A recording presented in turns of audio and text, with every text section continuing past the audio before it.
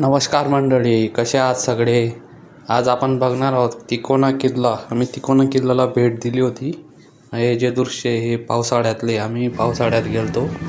कंपनीची ट्रेक होती आमच्या, तर आम्ही बसने तिकडे गेलतो. हा किल्ला आपण पवना लेक आहे त्याच्या जवळपास 4-5 किलोमीटर अंतरावर आहे. आमची सगळी टीम तिकडे गेलती. ही बघा, ही आमची टीम. गडाचा पायथा. गड तसा चढायला एवढा अवघड नाही आहे. किमान आपण 45 ते 60 मिनटात आपण सर करू शकतो. तिकोना किल्ला मित्रांनो तुम्हाला माहीत असेल, आधी निजामशाहीत होता. नंतर 1657 महाराजांनी तो जिंकून घेतला. आणि तिकोना किल्ला हा नेताजी पालकर काही दिवस यांच्याकडे होता, जे सरसेनापती होते स्वराज्याचे. पण जाताना मित्रांनो पाण्याची बॉटल वगैरे सोबत नक्की घेऊन जावा, कारण खूप डिहायड्रेशन होत असतं. दरवाजा. किल्ला तसा पावसाळ्यात एकदम सुंदर आहे. वरून बघितल्यावर खूप असा छान व्ह्यू दिसत असतो निसर्गाचा. चल हनुमानचं मंदिर आहे. कुठे कुठे थोडा अवघड पण आहे. हे मारुती रायाचं मंदिर खूपच छान दिसते.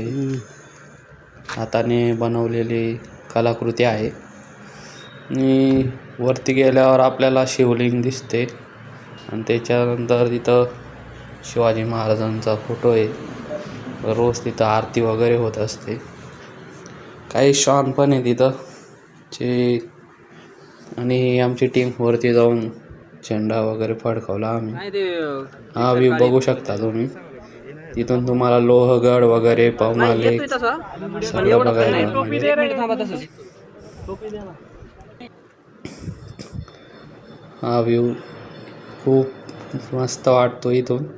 हे वरती छोटासा पाण्याचा कुंड आहे. तर मध्ये काही लेनने बांधल्याचं ट्राय केलं आहे, पण काही कंप्लीट झालं नाही. ही आमची टीम.